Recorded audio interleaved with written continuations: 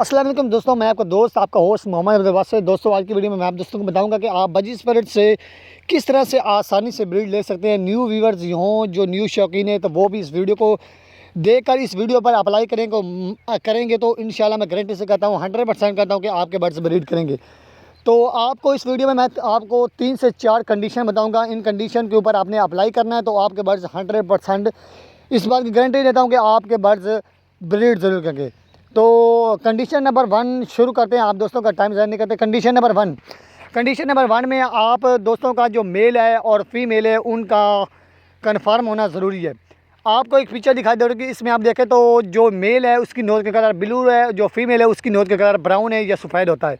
तो ये male and female का डिफरेंस होता है। वीडियो मैंने इसके डिटेल इसके बाद वीडियो बनाई है, वासे बर्ड्स लवर चैनल पर मौजूद है। आप दोस्तों ने जहाँ पर जाकर वहाँ से देख लेनी है।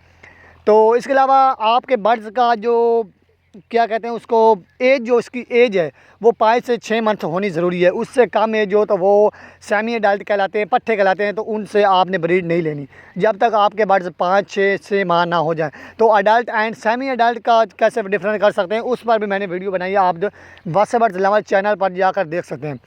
तो इसके अलावा आपके बर्ड्स की पेयर लगा होना ज़रूरी है। तो आपको ये पिक्चर दिखाई दे रही है, इसमें आप देखें तो आपके बर्ड्स जो हैं एक दूसरे को खारिज कर रहे हैं। तो इससे आपको आसानी से पता चला सकते हैं कि इनका पेयर लगा हुआ है। इसके अलावा आपको एक और पिक्चर दिखा रही है, इसमें आप देखें तो आपके बर्ड्स जो हैं एक दूसरे से चूंच मिला रहे हैं, यानी फीड एक्सचेंज कर रहे हैं। तो इससे भी आपका आसानी से पता चला सकते हैं कि आपका पेयर लगा हुआ है। तो कंडीशन नंबर 2 ये है कि आपने अपने बर्ड्स का जो केज है उस केज का साइज़ ना बहुत ज़्यादा बड़ा हो और ना ही बहुत ज़्यादा छोटा हो। केज का साइज़ नॉर्मल सा होना चाहिए जिसमें बर्ड्स आसानी से फ्लाई कर सके।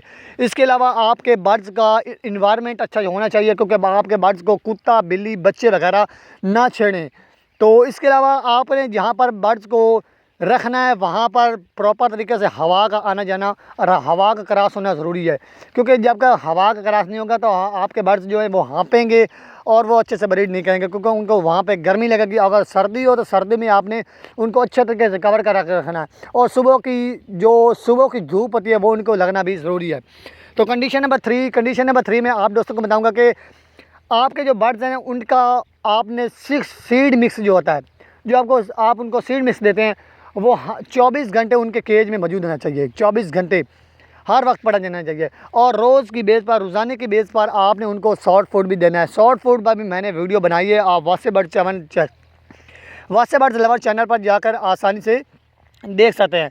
तो आपको हर वीडियो हर तरह के बजीज पैरेट्स के जितने भी बर्ड्स हैं ना, आपको उनकी सारी जो भी उनकी बीमारियों और जो उनके मेल फीमेल, इसके अलावा सॉफ्ट फूड ग्रीन फूड जो भी उनका मसला मसाला आपको इस चैनल पर मिल जाएगा। और मैं अगली वीडियो में या इसी वीडियो में व्हाट्सअप नंबर दे दूंगा, आप मुझसे व्हाट्सअप नंबर पर बात कर सकते हैं और इजीली अपना मसला हल कर सकते हैं।